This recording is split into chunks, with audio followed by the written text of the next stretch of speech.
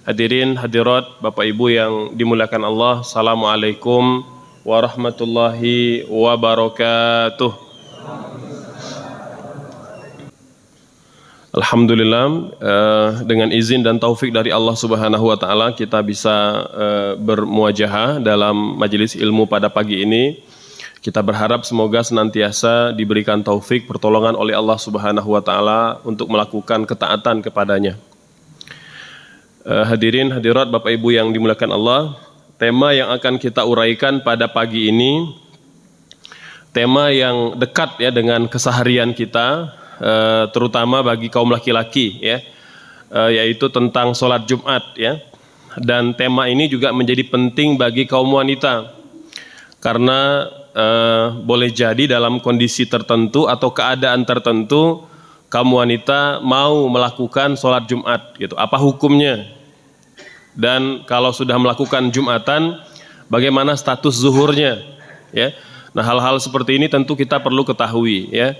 Dan yang tidak kalah penting, tema ini juga menjadi sangat krusial bagi para orang tua ya untuk mengajarkan atau mendorong anak laki-laki mereka untuk senantiasa melakukan sholat Jumat.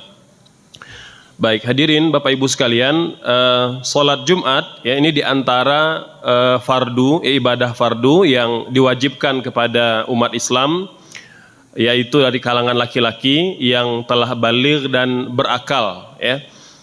Jumat ya ini merupakan hari yang mulia. Kalau dalam tulisan atau penjelasan para ulama sering mengutip ya di antara hadis Nabi, Yaumul Jum'ati Sayyidul Ayyam ya, bahwa hari Jumat itu adalah penghulunya atau rajanya para hari karena dia memiliki kemuliaan dan keutamaan dibandingkan hari-hari yang lain ya.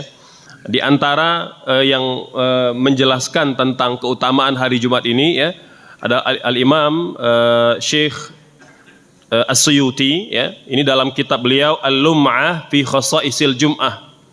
Jadi kalau banyak tulisan yang kita baca, baik itu di internet atau di buku-buku, itu banyak mengutip dari kitabnya Al-Imam As-Suyuti dari Al-Lum'ah fi Khasaisil Jum'ah gitu. Ini menjelaskan tentang kemuliaan hari Jumat. Nah, di antara yang banyak dikutip itu adalah hadis dari Al-Imam Asy-Syafi'i dan Imam Ahmad ya, dari sahabat Nabi yang bernama Sa'ad bin Ubadah ya, di mana Nabi bersabda, Sayyidul ayyami indallahi yaumul jum'ah ya. Penghulunya hari ya dalam hitungan Allah Subhanahu wa taala adalah hari Jumat. Wa huwa a'zam min yaumin nahri wa yaumil fitri. Kemuliaan hari Jumat itu lebih agung dari Idul Fitri dan Idul Adha.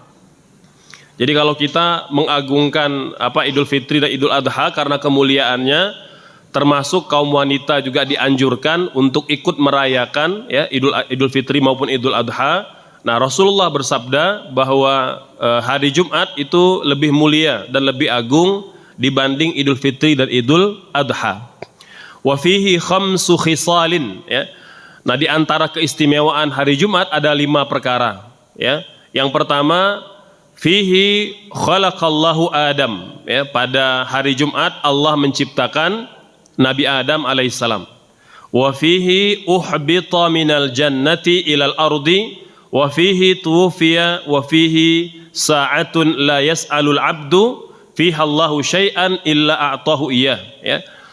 Jadi pada hari Jumat Allah menciptakan Nabi Adam, kemudian pada hari Jumat pula Allah turunkan Adam ke bumi, dan pada hari Jumat Allah mewafatkan Nabi Adam alaihissalam ya. Kemudian pada hari Jumat kata Rasul ada sa'atun, ada satu waktu, la yas'alul abdu fiha Allahu syai'an ya. Tidaklah seseorang itu memohon, meminta, berdoa kepada Allah Subhanahu wa taala apapun yang dia minta, illa a'tahu iya ya. Maka pasti Allah akan mengabulkan. Malam yas'al ithman au qati'ata rahimin. Selama dia tidak meminta sesuatu yang berupa dosa dan tidak pula berupa pemutusan hubungan silaturahim ya. Jadi apa saja yang kita minta pada waktu itu jika bertepatan ya, maka akan dikabulkan permintaan kita. Kemudian Nabi juga bersabda, wa fihi taqumus sa'ah, pada hari Jumat juga terjadi hari kiamat. Jadi Bapak sekalian, hari Jumat itu yaumul qiyamah itu terjadi pada hari Jumat gitu. Ya, ini kesepakatan para ulama berdasarkan hadis-hadis yang sahih dari Rasulullah sallallahu alaihi wasallam. Wa ma min malikin muqarrabin wala sama'in wala ardin wala rihin wala jabalin wala hajarin illa huwa musyfiqun min yaumil jum'ah. Jadi kata Rasul, tidak ada satupun makhluk yang ada di langit maupun yang ada di bumi, baik malaikat, ya, kemudian hewan maupun benda-benda, termasuk bumi, udara, batu, gunung, semuanya gentar dan takut kepada hari Jumat. Gitu. Jadi dikatakan hari yang paling menakutkan bagi para malaikat serta semua makhluk-makhluk Allah Subhanahu wa taala kecuali manusia, karena mereka tidak tahu. Ya, makhluk-makhluk ini itu akan merasa gentar, ketakutan setiap kali bertemu dengan malam Jumat. Ya. Karena boleh jadi hari kiamat terjadi keesokan harinya. Jadi kata Rasul sallallahu alaihi wasallam, makhluk dan benda-benda ini baru merasa tenang setelah terbit matahari pada hari Jumat. Ya, maka mereka akan mengatakan hadza yaumun thayyib, ya, hari ini adalah hari yang baik, hari di mana Allah belum mendatangkan hari kiamat, gitu. Jadi malaikat maupun benda-benda yang ada di langit maupun yang ada di bumi itu merasa ketakutan setiap kali bertemu dengan malam Jumat. Mereka baru merasa tentram, merasa tenang ketika matahari telah terbit pada hari Jumat, gitu. Ya, oleh sebab itu ulama mengatakan hari kiamat itu terjadi pada awal subuh, sebelum matahari terbenam. Ya, berdasarkan hadis ini ulama menyimpulkan bahwa hari kiamat itu terjadi pada pagi dini hari. Ya, kebanyakan kita mungkin masih istirahat, masih tidur, masih terlena. Ya, maka pada waktu itulah Allah akan menjadikan atau mendatangkan hari kiamat. Ya, kita berharap semoga kita termasuk orang-orang yang dikuatkan dalam keimanan. Hadirin Bapak Ibu sekalian, selanjutnya Al-Imam As-Suyuti juga mengatakan bahwa ada 5 keistimewaan lainnya, ya, hari Jumat yang harus kita optimalkan. Ya. Yang pertama, bahwa pada hari Jumat itu berkumpulnya arwah orang-orang yang beriman. Ya. Berkumpulnya arwah orang-orang yang beriman. Tajtami'u al-arwahu fiha. Gitu.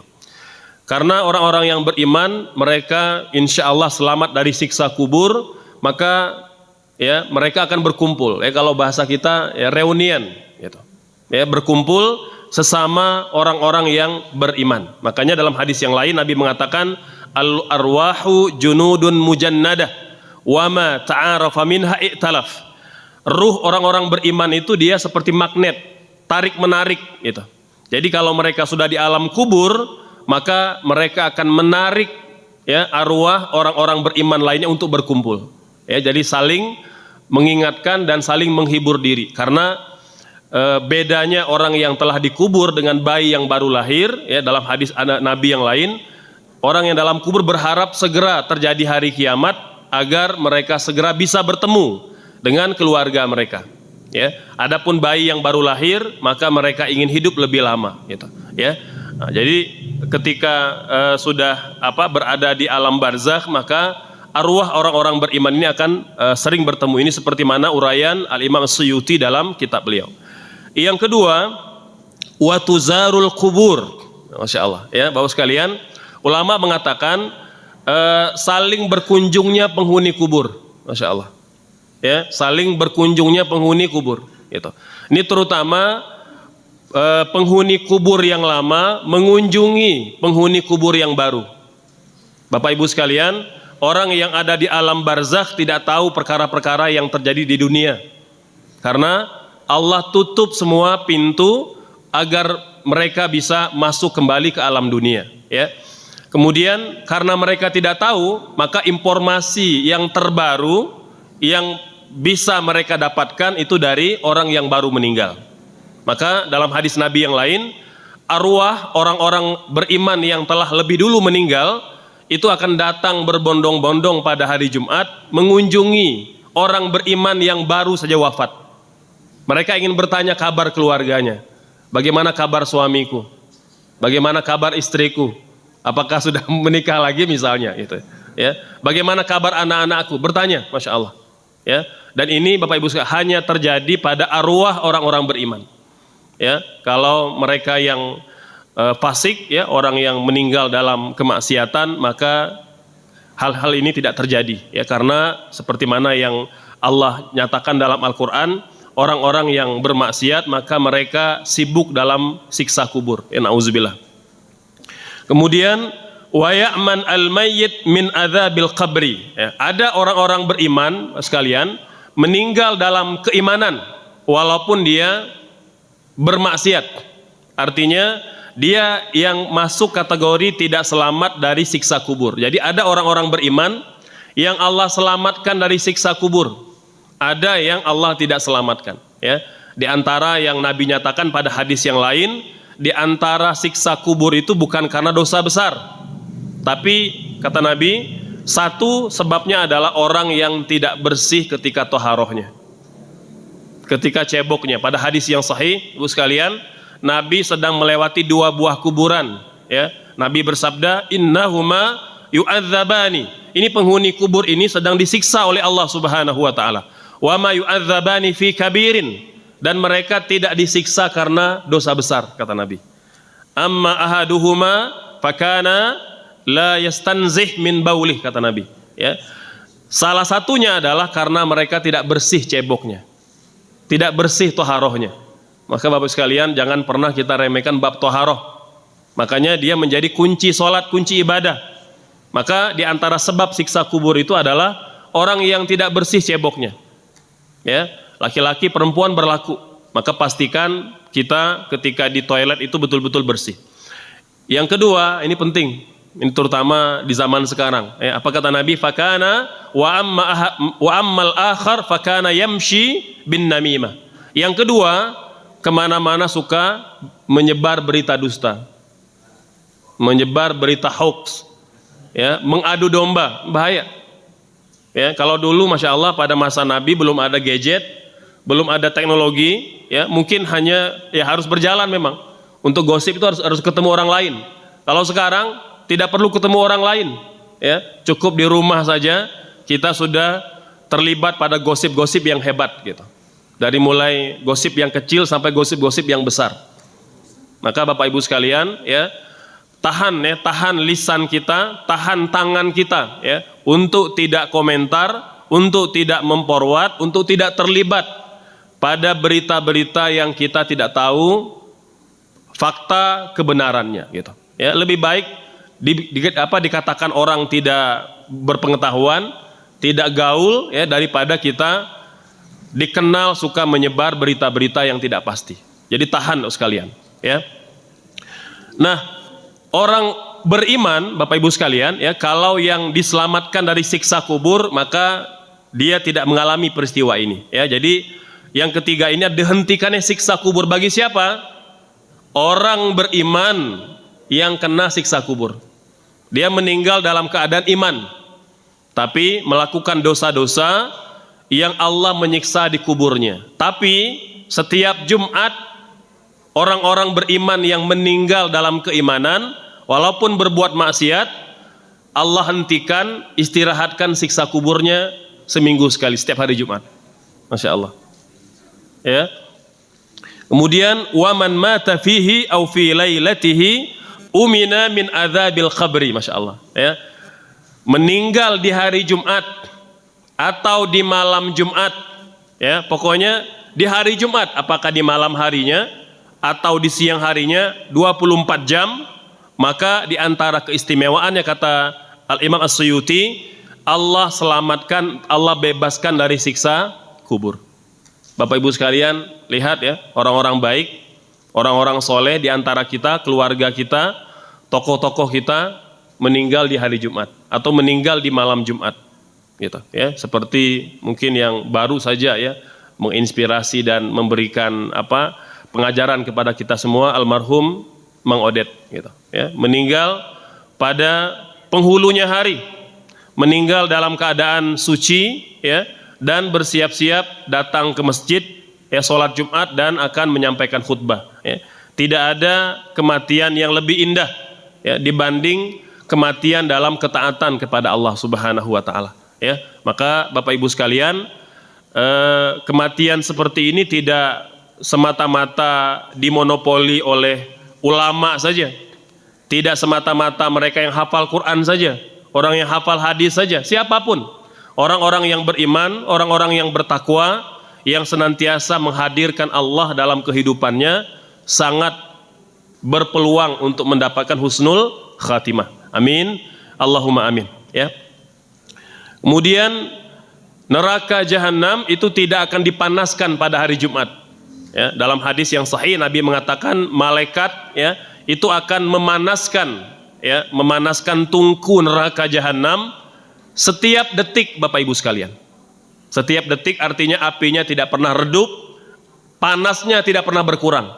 Ya, tetapi karena kemuliaan hari Jumat, maka tungku api neraka jahanam walaupun menyiksa orang-orang yang tidak beriman, karena kemuliaan hari Jumat, maka tungkunya tidak dipanaskan.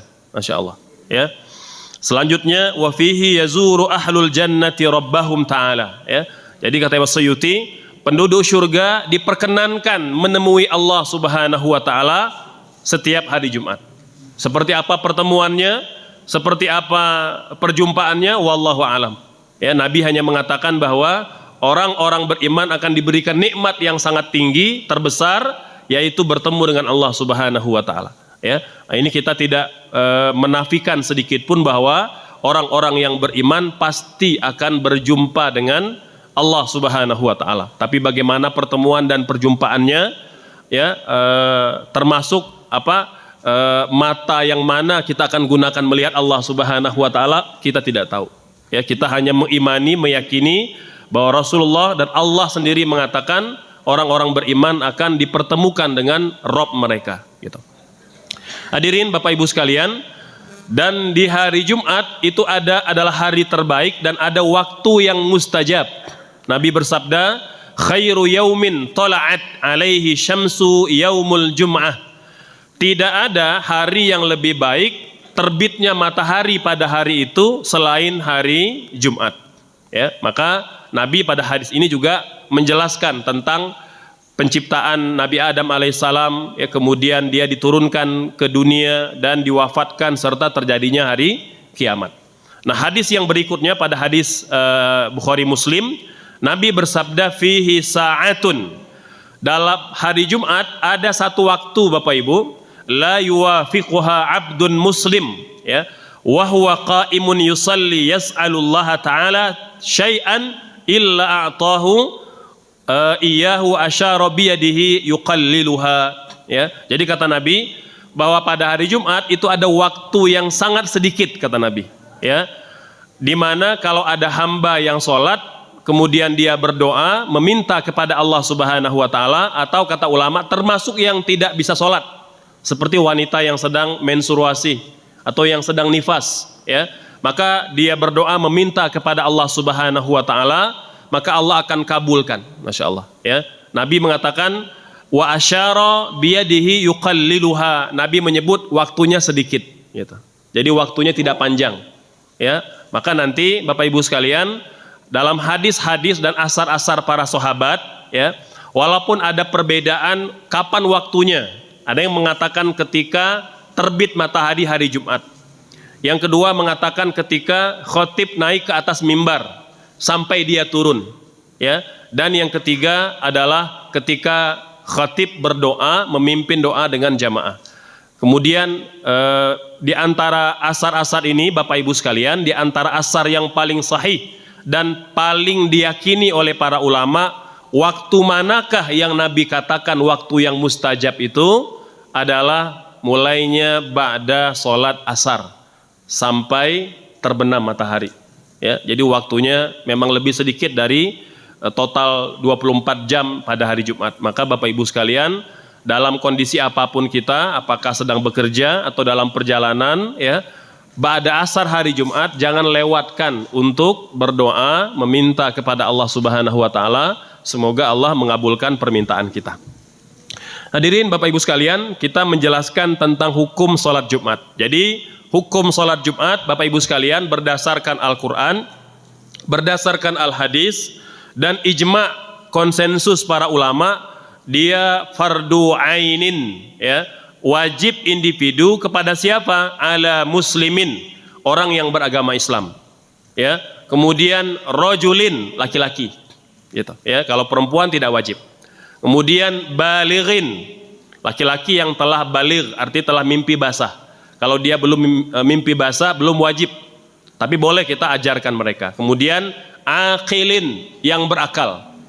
Kemudian muqimin, orang yang mukim, yang tidak sedang bepergian. Jadi kalau sedang musafir, Bapak Ibu sekalian, tidak wajib sholat Jumat, tapi wajib sholat zuhur. Namun kalau ada orang musafir sholat Jumat, maka gugur sholat zuhurnya. Jadi tidak lakukan kedua-duanya. Ya, jadi kategorinya adalah orang menjadi fardu ainin, wajib individu terhadap kriteria-kriteria yang tadi kita sebutkan. Ini dasarnya, ya, Al-Jum'ah ayat 9. Idza nudiya lis-salati min yaumil jum'ati fas'au ila dzikrillah. Kemudian Nabi juga bersabda, al-jum'atu haqqun wajibun ala kulli muslimin fi jama'atin, ya, illa arba'ah. Jadi salat Jumat itu wajib bagi setiap muslim dan wajib dilakukan berjamaah. Tidak boleh sendiri. Gitu ya. Nah, jadi karena di tempat itu kita mungkin sendiri yang muslim terus sholat Jumat, nggak boleh, dia harus berjamaah. Nah, nanti berapa kategori jamaahnya kita akan uraikan, ya, berapa banyak atau berapa jumlah minimal jamaah sholat Jumat kita akan uraikan.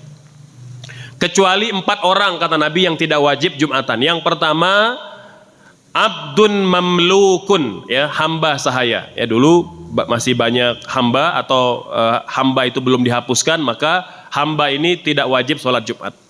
Yang kedua, imro'atun, wanita. Wanita tidak wajib sholat Jumat. Ya. Boleh nggak wanita sholat Jumat? Sepakat para ulama, Bapak Ibu sekalian, wanita boleh ikut Jumatan. Dan ketika mereka sudah melakukan Jumatan, gugur kewajiban zuhurnya. Ya. Dan tidak disyariatkan melakukan kedua-duanya, biar nambah pahala, enggak? Ya, jadi para ulama mengatakan wanita yang sudah melakukan sholat Jumat, ya, itu tidak diperkenankan melakukan sholat zuhur karena sudah gugur kewajiban zuhurnya. Ya, nah, jadi tidak berlaku bertambahnya pahala dengan melakukan kedua-duanya karena dia sama-sama wajib. Jadi kita ibu-ibu bisa memilih salah satunya. Dan kalau ikut Jumatan tidak cukup dengan sholat saja, tapi satu paket dengan mendengarkan khutbah. Berbeda dengan sholat Idul Fitri atau Idul Adha. Begitu imam selesai salam, dia mau pulang, tetap sah sholatnya. Hanya dia kehilangan pahala sunnah. Tapi kalau Jumatan, ya, sengaja tidak mendengar khutbah, sengaja hadir itu ketika imam sholat saja, kata para ulama, maka tidak sah sholat Jumatnya. Ya, kecuali kalau dia tertidur, ya, atau terlambat, ya, tidak sengaja nyampe di lokasi, sholat Jumat telah dimulai, telah lewat masa khutbah, maka tetap sah Jumatannya. Jadi kalau sengaja nginceng imam selesai khutbah gitu, ya, mungkin dari jauh dari rumah gitu, mendengar imam selesai khutbah baru dia ke masjid, maka kata para ulama sholatnya tidak sah karena dia meninggalkan rukun, yaitu mendengarkan khutbah. Maka ibu-ibu yang melakukan sholat Jumatan mungkin sedang di bandara, mungkin sedang di rest area, boleh, ya, tetapi tidak diperkenankan melakukan sholat saja, tapi harus dengan mendengarkan khutbah. Kemudian sobiyun, ya, anak kecil yang belum baligh. Dan yang keempat, maridun, orang yang sedang sakit, tidak wajib melakukan Jumatan. Jadi Bapak Ibu yang sedang sakit, ya, maka boleh, ya, artinya tetap berada di rumah mengganti dengan sholat zuhur, ya. Sekalian berikutnya, nah ini tadi kita sempatkan di awal tadi. Jadi haruslah yang beragama Islam, kemudian yang berakal dan baligh, laki-laki ya, mukim tidak sedang bepergian ya. Orang yang sedang musafir tidak wajib Jumatan, tapi kalau dia mau melakukan Jumatan gugur kewajiban zuhurnya. Ya. Ini terutama yang melakukan jamak qashar di hari Jumat ya. Maka kalau dia mau jamak qashar ya lakukan zuhur dan asar ya. Kata para ulama boleh dia melakukan jamak dan qashar tapi tanpa iqamah. Nah, jadi Bapak Ibu sekalian yang sedang musafir, yang sedang dalam kondisi dalam perjalanan mau ikut Jumatan tapi pengen jamak qashar juga, maka setelah sholat Jumat langsung diiringi dengan sholat asar kalau mau jamak takdim ya, dan qashar di situ tanpa iqamah. Ini berbeda dengan sholat zuhur asar ya, disunnahkan memisahkan antara zuhur dan asar itu dengan iqamah ya. Nah, kata ulama khurud minal khilaf mustahab, keluar dari perbedaan karena sebagian ulama melarang menjamak mengqashar antara antara Jumatan dan asar. Maka caranya kata para ulama adalah tidak melakukan iqamah di antara kedua sholat. Ini agar kita tidak terlibat dalam perdebatan yang sangat sengit ya. Jadi sebagian melarang jamak dengan Jumat, sebagian memperbolehkan. Kemudian sehat ya, tidak sedang sakit dan merdeka gitu. Selanjutnya yang tidak wajib tadi ada 4 orang ya, orang yang sedang sakit ya, yang musafir, kemudian anak-anak dan wanita ya. Bapak Ibu sekalian, sholat Jumat wajib dilakukan secara berjamaah. Ini kesepakatan para ulama seperti mana yang dijelaskan oleh Al-Imam An-Nawawi ya, kata beliau ajma'al ulama alla annal jum'ata la tasihhu min munfaridin, kata beliau. Sepakat para ulama tanpa ada perbedaan, sholat Jumat tidak sah dilakukan jika tidak berjamaah, kalau hanya sendiri saja ya. Wa annal jama'ata syartun li sihhatiha ya. Jamaah dalam sholat Jumat itu syarat sahnya sholat Jumat, jadi tidak boleh sendiri.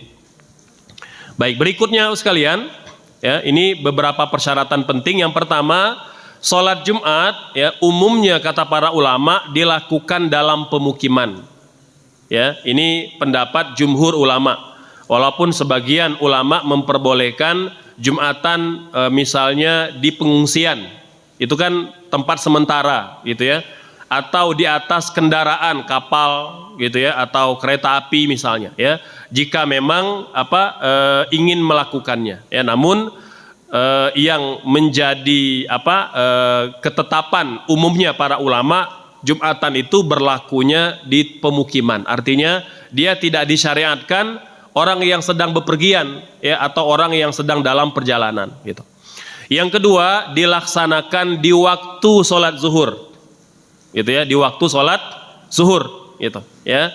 Nah, jadi tidak boleh dilakukan sebelumnya ya, dan tidak boleh pula dilakukan setelah lewat sholat zuhur gitu. Misalnya sudah hampir asar, kita mau Jumatan, nggak boleh kata ulama, karena sudah lewat waktunya ya. Termasuk nih ibu-ibu yang tidak Jumatan ya, kata para ulama sholat zuhur itu hanya sah dilakukan ketika imam sudah memulai sholat Jumat gitu ya. Jadi maka pastikan kita sudah memperkirakan bahwa sholat zuhur itu ya dilakukan ketika imam telah memulai sholat gitu ya. Jadi itu yang paling aman, walaupun sebagian ulama Hanafi mengatakan begitu azan Jumat maka telah masuk waktu zuhur ya. Namun pendapat jumhur ulama yang paling hati-hati adalah menunggu sampai imam selesai khutbah dan dia memulai sholatnya, barulah kita di rumah boleh melakukan sholat zuhur. Kemudian jumlah minimalnya berapa, ada khilaf, nanti kita akan jelaskan ya. Mengapa khilaf ini Bapak Ibu kita perlu ketahui? Karena boleh jadi dalam kondisi-kondisi tertentu ya, jumlah kita itu tidak mencukupi. Nah, kita perlu tahu apa pendapat ulama lain terkait dengan jumlah minimal jamaah sholat Jumat.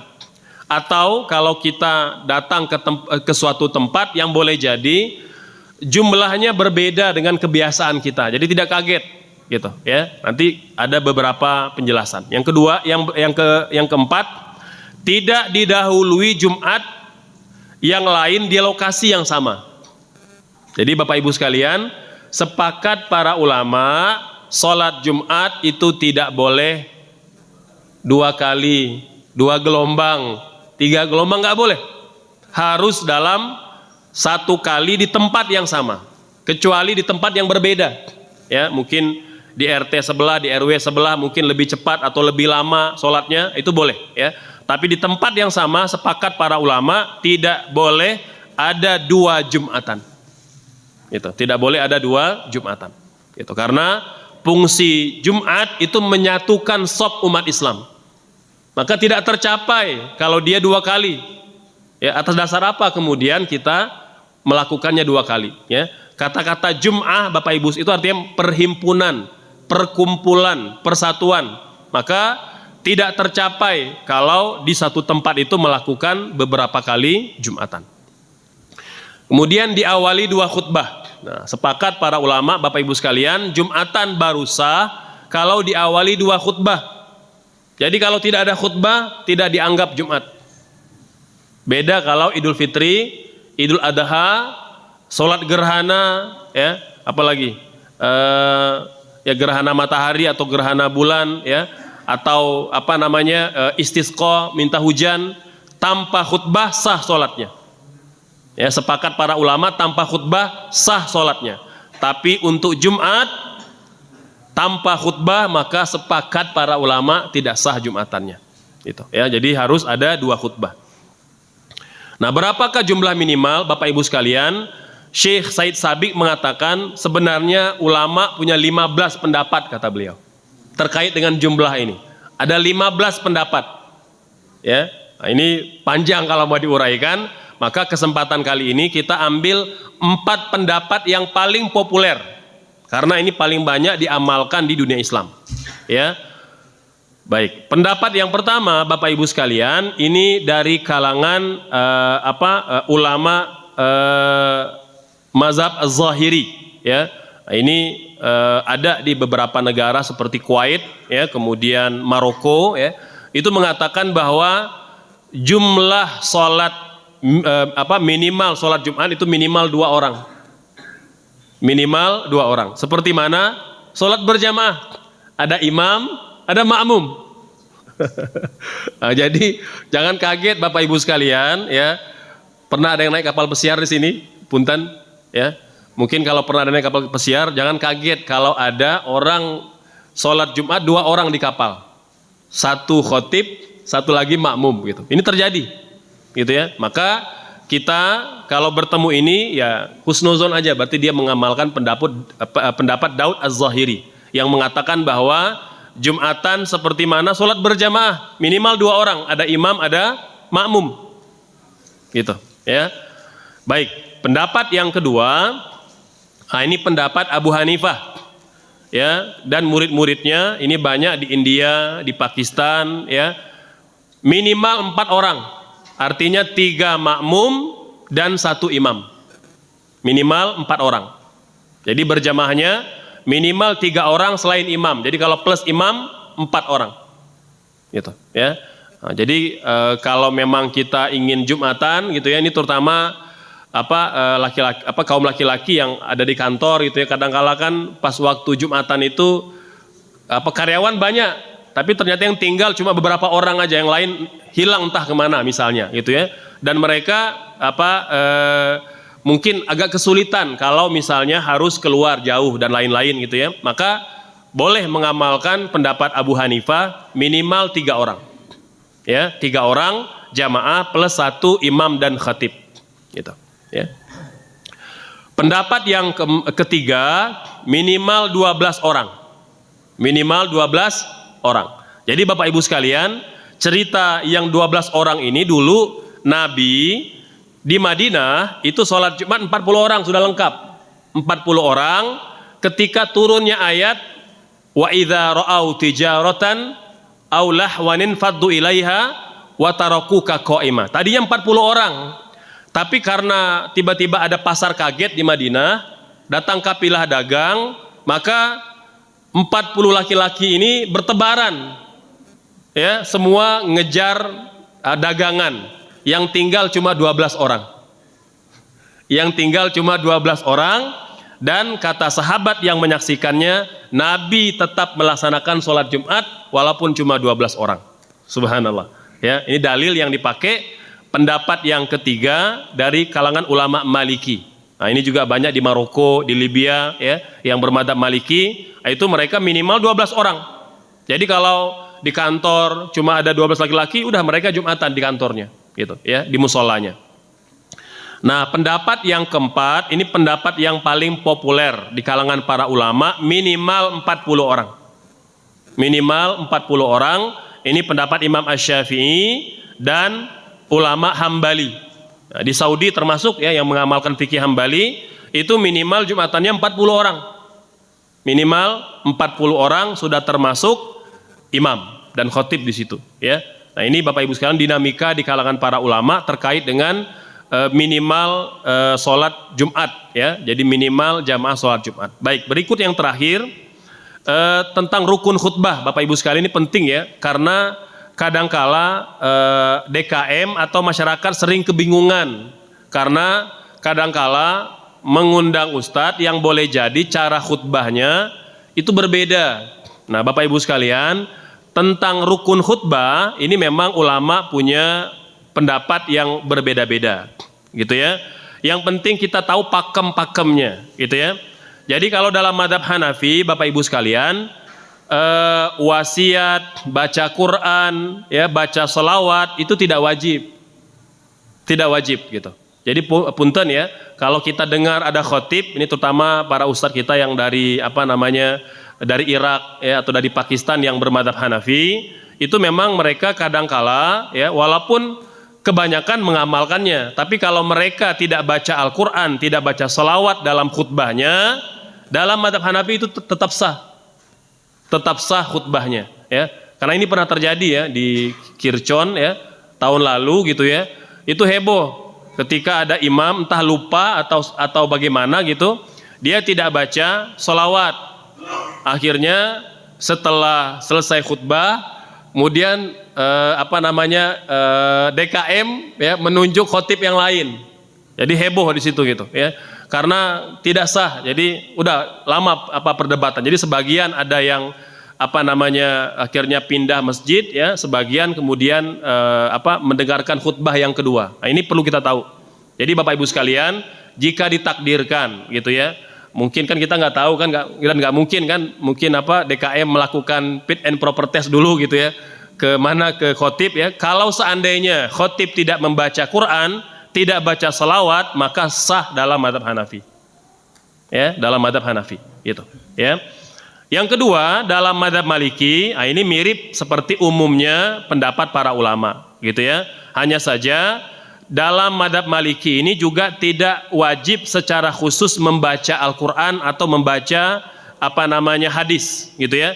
Tapi dia wajib membaca tahmid dan membaca selawat, itu yang wajib.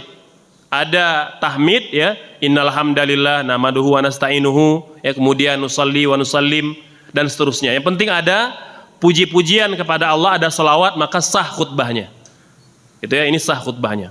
Kemudian kalau pendapat Imam Syafi'i, Bapak Ibu sekalian, ini yang lengkap memang, ya, yang biasa diamalkan di Indonesia. Jadi khutbah pertama dan khutbah kedua itu wajib ada 3. Wajib ada 3, ya. Jadi pertama tahmid, puji-pujian kepada Allah, yang kedua bacaan salawat, dan yang ketiga wasiat takwa. Ya, baca Quran itu boleh di salah satu aja. Boleh di khutbah yang pertama, boleh di khutbah yang kedua, boleh di kedua-keduanya. Nah, jadi yang wajib itu 3 yang pertama aja, ya. Jadi khutbah 1, 2 itu ada tahmid, ada salawat, ada wasiat takwa. Gitu, ya. Nah, kalau baca Quran itu boleh memilih di salah satunya dan boleh pula di keduanya. Kalau doa itu di khutbah kedua. Jadi tidak ada doa di khutbah yang pertama. Nah, ini memang khutbah yang banyak dibawakan oleh para guru-guru, para ustadz di Indonesia. Gitu ya. Nah, kalau dalam mazhab Hambali sama ya. Jadi dengan mazhab Syafi'i itu sama, tidak ada perbedaan. Baik. Nah, bagi yang Bapak Ibu yang bertugas khutbah ya, kaum bapak terutama ya, itu di atas mimbar, disunahkan di atas mimbar. Jadi kalau kita tidak ada mimbar, kata ulama cari batu atau tempat yang lebih tinggi, itu sunnahnya begitu. Ya. Yang kedua, menyampaikan salam ya sebelum duduk ya, dan duduk antara azan atau duduk di waktu azan. Disunnahkan memegang busur atau tongkat. Nah, jadi bos sekalian, dalam hadis yang sahih, Nabi itu biasanya kalau khutbah memegang tongkat atau memegang busur. Ya. Nah, ini rame dulu ketika di Masjid Hagia Sophia ya, di Turki kan lama tidak ada Jumatan. Tiba-tiba Erdogan menunjuk khotib ya, yang pertama di Hagia Sophia, dan khotibnya memegang pedang. Heboh di sosial media. Ini mau mengajarkan terorisme dan kekerasan. Padahal tidak ya. Jadi Erdogan itu orang yang terdidik, belajar agama beliau ya. Nah, jadi memang sunnahnya begitu, memegang tongkat atau memegang pedang. Sunnah ya. Tidak wajib. Jadi kalau kita mungkin di Jawa Barat terutama ya, umumnya tidak memegang tongkat. Ya, kalau di Sumatera umumnya pegang tongkat. Gitu ya. Bahkan ada di beberapa tempat itu yang tidak sah ya, atau tidak sah, dianggap tidak sah khutbahnya kalau tidak pegang tongkat. Nah, gitu. Ya, jadi dinamika di kalangan para ulama. Nah, Bapak Ibu sekalian punten, khutbah itu singkat. Jangan terlalu panjang. Singkat aja, ya. Kemudian mengeraskan suara. Ya, alhamdulillah kita sudah pakai mikrofon sekarang, jadi agak keras gitu ya. Nabi itu kata para sahabat, kalau beliau berkhutbah seperti komando pasukan, ka'annahu munziru jaishin, kata sahabat. Ya, wajah beliau memerah dan suaranya seperti komandan yang sedang memimpin pasukan gitu. Yang terakhir Bapak Ibu sekalian, ya ini penting, 10 sunnah di hari Jumat.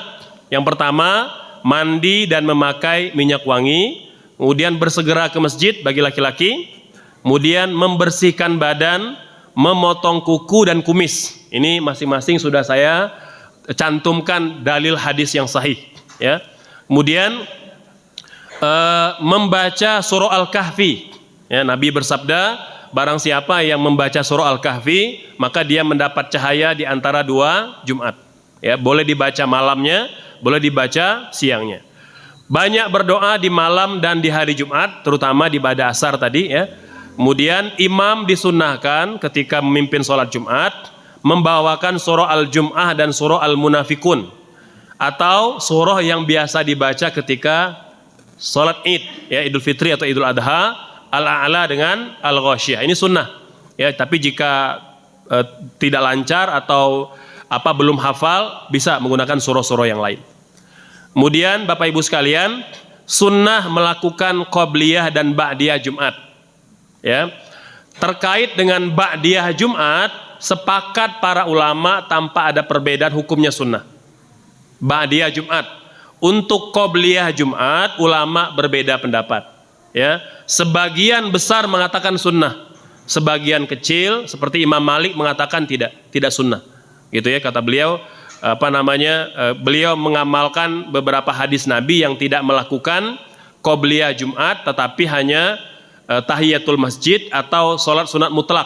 Jadi tidak qobliyah Jumat. Namun jumhur, kebanyakan para ulama mengatakan sunnah ya. Nah, jadi ini juga pembahasan yang agak panjang, itu kita ringkaskan saja. Maka Bapak Ibu yang memang tidak mau qobliyah, mau tahiyat saja silakan, tidak ada masalah. Tapi bagi yang mengamalkan, maka itu pendapat mayoritas para ulama ya.